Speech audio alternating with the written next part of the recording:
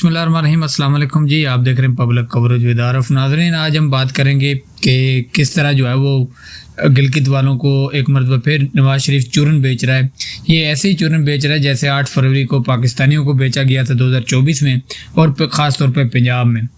तो इधर ये चूरन बेच रहे हैं, उधर बिलावल भुट्टो जो है वो अलहदा ही चूरन, उन्होंने अपना जो है वो भंडारा बुक्स खोला हुआ है, तो वो भी चूरन बेच रहा है वहाँ पर। हालांकि इन साहब ने दावे किए थे कि पाकिस्तानियों को 300 यूनिट तक बिजली फ्री देंगे, तो अब देख लें कि 200 यूनिट वालों की इन्होंने मंजी ठोक के रख दी। तो इससे पहले कि मैं इसके ऊपर बात करूं और ख्वाजा आसफ वाले इस लेस्को वाले मामले के ऊपर बात करूं, उससे पहले आपसे रिक्वेस्ट है कि मेरे चैनल को सब्सक्राइब जरूर कर दें जी। तो चलते हैं अपनी जो वीडियो की तरफ, वीडियो एंड तक देखें, और वीडियो अच्छी लगे तो कमेंट में प्यारा सा जो है ना वो कमेंट करके अपनी राय ज़रूर दीजिएगा। तो नाज़रीन, ख्वाजा आसफ के लेस्को के खिलाफ ट्वीट के मामले पर 2 लाइनमैन और 1 लाइन सुपरिटेंडेंट को मुअत्तल कर दिया गया था।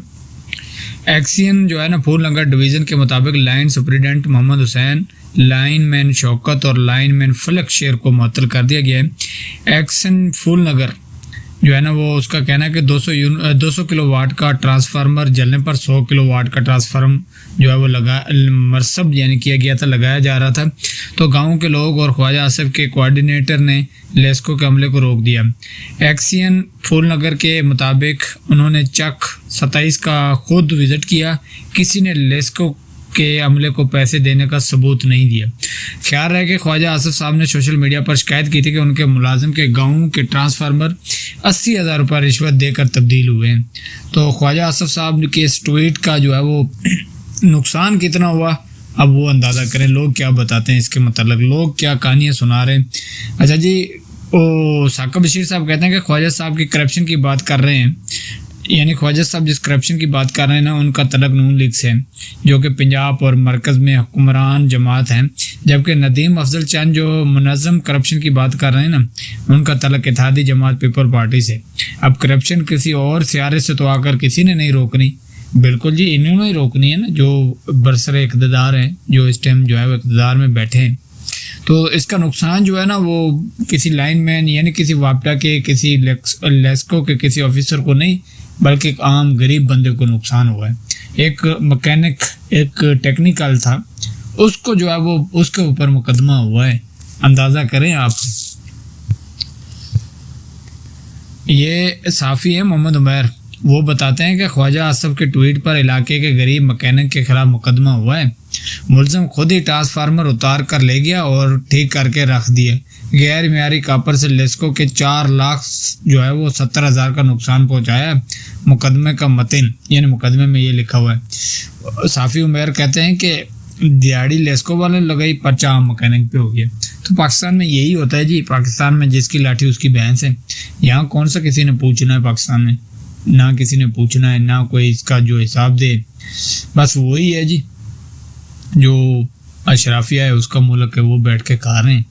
गरीब बंदा जो है वो बस ऐसे ही है कि जिसका जहाँ दा लगता है, जहाँ किसी का अंग्रेज़ी वाला दी लगता है, उर्दू का दी अंग्रेज़ी का दा, जिसका लगता है वो लगा के जा रहे हैं। तो इसके ऊपर जी जो है वो अब मैं क्या बात करूँ ख्वाजा साहब के ट्वीट के ऊपर। तो अब आ जाते हैं नवाज शरीफ वाले मामले के ऊपर। नवाज शरीफ जी जाते हैं गिलगित में, वहाँ जाकर ये इलेक्शन मुहिम चलाते हैं जी, और वहाँ लोगों को चूरन बेचते हैं कि हम जो है ना वो गिलगित में तरक्याती काम क्यों नहीं हुए। यानी वहाँ जाकर बता रहे हैं कि गिलगित में तरक्याती काम क्यों नहीं हुए, मानसरा से गिलगित तक रोड क्यों नहीं बनी, लोड शेडिंग क्यों ख़त्म नहीं हुई, पैसा कहाँ गया, डिम क्यों नहीं बने। नवाज शरीफ ने सवाल उठा दिए जी, वहाँ चूरन बेच रहा है। अंदाज़ा करें आप कि मुझे ये बताएं कि गिलगित की तरक्की क्यों नहीं हुई। पाकिस्तान में वफाक में और सूबे में आप लोगों की हुकूमत है, यहाँ तरक्की बता दें, चलो गिलगित को छोड़ें, यहाँ कौन सी तरक्की हुई है वफाक में और पाकिस्तान में कौन सी तरक्की हुई है। मानसरा से गिलगित तक रोड क्यों नहीं बनी। सिर्फ क्या पाकिस्तान की तरक्की रोडों तक ही महदूद है? क्या पाकिस्तानियों की तरक्की जो है वो पाकिस्तान को और कोई ज़रूरियात ज़िंदगी नहीं है? लोड शेडिंग क्यों ख़त्म नहीं हुई? अभी हाल ही में पंजाब में लोड शेडिंग का जो बेड़ा गर्क हुआ पड़ा है वो आपके सामने। कभी बिजली आती है, घंटा आती है, 2-2 घंटे जो है वो आती ही नहीं है। तो फिर पंजाब में हुकूमत किसकी है? गिलगित की तो आपकी फ़िक्र है, वहाँ लोड शेडिंग ख़त्म नहीं। पंजाब में कहाँ ख़त्म हुई, पाकिस्तान में कहाँ ख़त्म हुई, बताएं ना ज़रा। पैसा कहाँ गया? पंजाब में जो ये चलानों के ऊपर पैसा जमा किया, वफाक ने जमा किया, वो किधर गया?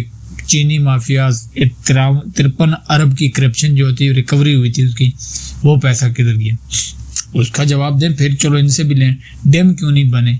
तो ये बताएं, IPP के जो इतने महंगे जो है वो कैपेसिटी पेमेंट्स 75% जो पाकिस्तानी कैपेसिटी पेमेंट दे रहे हैं, जो बिजली पाकिस्तान इस्तेमाल ही नहीं कर रहे, उसका जिम्मेदार कौन है? वो पैसे कहाँ गए? सवाल तो ये भी उठने चाहिए ना। सवाल अपने मुखालफिन से नहीं, पहले अपने आप से तो उठाएं सवाल।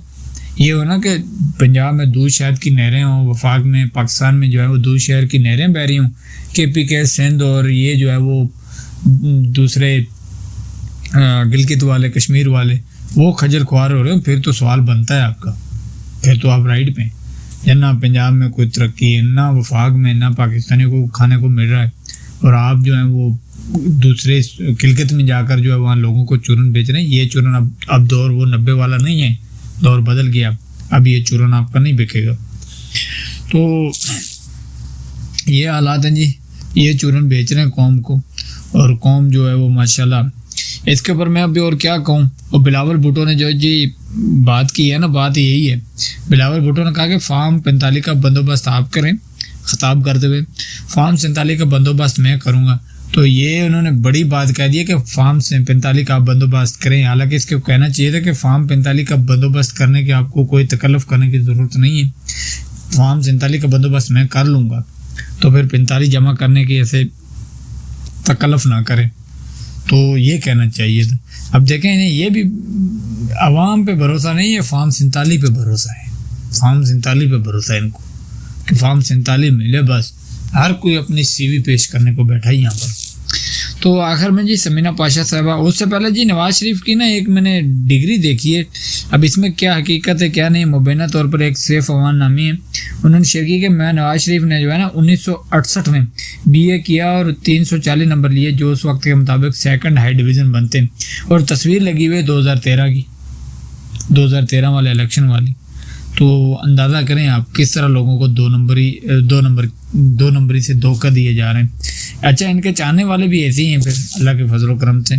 जाते जाते मैं ये बताऊंगा कि समीना पाशा ने कहा कि GB और कश्मीर के इलेक्शन में लोगों की ज़्यादा दिलचस्पी नहीं हुआ करती थी। सही बात है। वैसे ये इलेक्शन अमूमन मरकज़ में बरसरे इक़्तिदार होते हैं ना, इक़्तिदार होती जमात हैं, वो जीता करती हैं। ये इमरान खान की सियासत का खासा है कि उसने इलेक्शन के ओल्ड प्ले बुक फाड़ दिए। अब हर इलेक्शन दिलचस्प, और हर मेथड जो है ना, वो मेथ जो बनी हुई है वो टूट जाती है। सियासी रौनक अब कैदी के दम से। तो बिल्कुल जी उसी का खौफ है कि उसके लोगों को पकड़ पकड़ के सुबह बदर किया जा रहा है, इलाका बदर किया जा रहा है, तो खौफ तो है ना। तो अब तक के लिए इतना, इंशाल्लाह मिलते हैं किसी अगली वीडियो में, तब तक दीजिए इजाज़त, अल्लाह हाफिज़।